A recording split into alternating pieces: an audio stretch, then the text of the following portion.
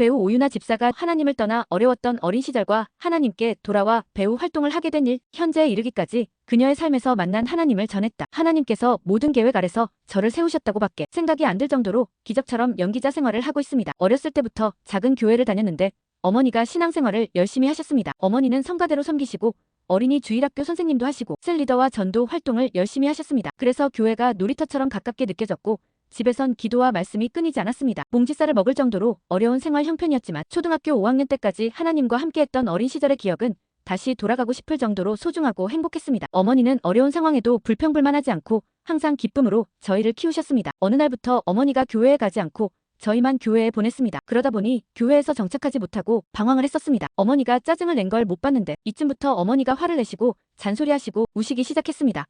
나중에 알고 보니 다니던 교회의 성도에게 인테리어를 맡겼는데 사기를 당하신 후 교회를 떠나셨다고 합니다. 이후에 아버지는 2번 보증을 잘 못해 남의 돈까지 또 빚을 지게 되고 사기를 많이 당하셔서 고등학교 때는 쥐가 나오는 지하 단칸방에 살게 됐습니다. 어려운 생활을 하다 보니 방황을 하고 꿈과 소망이 사라졌습니다. 나약한 존재라고 생각하게 돼 꿈은 아무나 꾸는 게 아니라고 생각하고 모든 사람이 부러웠습니다. 중고등학교 때 무용을 하고 있었는데 절박하게 최선을 다했는데 형편이 어려워 무용 선생님이 작품비도 안 받으시고 의상도 빌려주시면서 도와주셨지만 포기하게 됐습니다. 성인이 되어서 빨리 돈을 벌고 싶다고 생각했고 돈을 많이 벌 수 있는 레이싱 모델을 직업으로 선택하게 됩니다. 일을 하기 위해 독립했을 때 어머니는 월세가 밀리다 보니 살던 집을 연장할 수 없게 됐습니다. 집을 구해야 하는 절박한 상황 가운데 신문지에서 집을 판다는 광고를 보고 돈이 없지만 한번 꼭 구경하고 싶어 찾아갔더니 마침 집이 하나 남았다며 계약금만 걸면 그냥 집을 주겠다고 했습니다. 집을 구경하며 창문을 여니 어머니가 일하던 곳에서 바라보던 그 십자가가 보였습니다. 어머니는 그때 무릎을 꿇고 하나님께 지난 삶에 대해 용서를 구하고 절박하게 기도를 했습니다. 쌍코피를 흘리면서 오랫동안 기도해서 방언이 터져 몇 시간을 했는지도 모르게 기도를 했습니다. 그 후 이사를 할 수 있다는 확신이 들고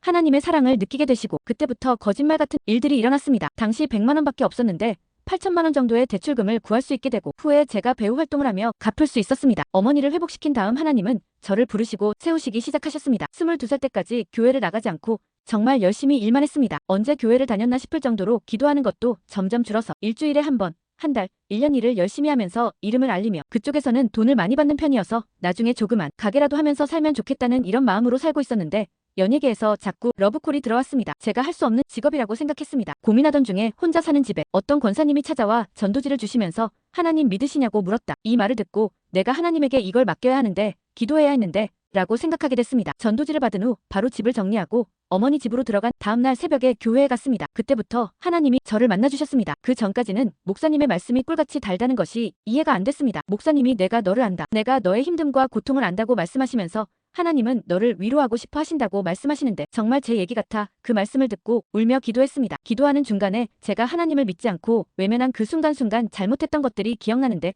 하나님을 떠났을 때도 하나님은 저를 떠나지 않으시고 항상 저와 함께 계셨구나. 하나님이 이 자리에 저를 앉히셨구나. 저를 이렇게 만나주시려고 저를 부르셨구나 하는 확신이 들면서 너무 감사했습니다. 하나님을 떠나 있었을 때 위험한 일이 많았는데 그때마다 하나님이 저를 도와주셨구나. 하나님의 뜻으로 내가 여기까지 살아왔었구나 하는 생각이 들면서 너무 죄송하고 감사했습니다. 그때부터 하나님이 결단을 하게끔 하셨습니다. 모든 일을 정리하고 모아놨던 돈 2천만 원 정도로 1년 동안 연습생 생활을 하며 쓰면 되겠다는 계획들이 착착 세워지게 됐습니다. 하나님에게 이게 제 길이면 작은 교회지만 이 교회에서 11조 가장 많이 하게 하는 사람이 되게 해달라고 했습니다. 6개월 만에 그 기도를 들어주셨고 그 힘든 연습생 생활을 하나님께 모든 걸 맡기고 시작을 하니까 제 인생으로 두 번째로 행복한 시간이었습니다. 그동안 무용을 했을 때 말고는 단 한 번도 저를 위해서 최선을 다해본 적이 없었던 것 같은데 연습생 생활 때 배우는 것이 행복하고 중간중간 쓸 것을 하나님께서 다 마련해 주셔서 서브 모델을 하며 돈을 벌게 해주시면서 11조를 많이 하게 됐습니다. 하나님을 믿는 자녀들에게 하나님이 가장 크게 주시는 것은 담대함인 것 같습니다. 알게 될 거야 라는 작품은 KBS 공채 탤런트만 할 수 있는 일요 아침 드라마였습니다. 공채 출신이 아니기에 떨어질 줄 알고 지원했는데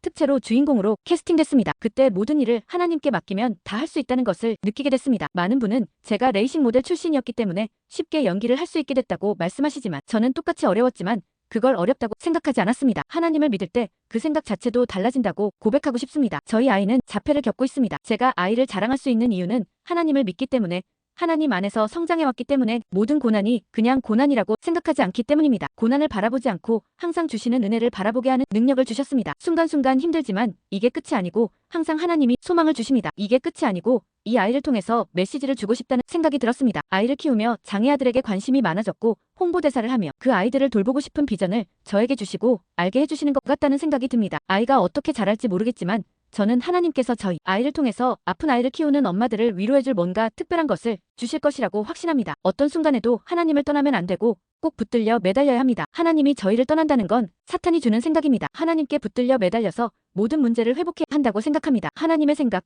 하나님께 다 맡기는 훈련 잘하시길 바랍니다. 아픈 일들이 많지만 감사로 하나님께 나아가면 지금 여러분들이 겪고 계신 모든 고민 다 하나님께서 일해주실 것이라고 저는 확신하고 믿습니다. 전도지 나눠주시는 분들은 저 같은 사람을 보고 힘내시길 바랍니다.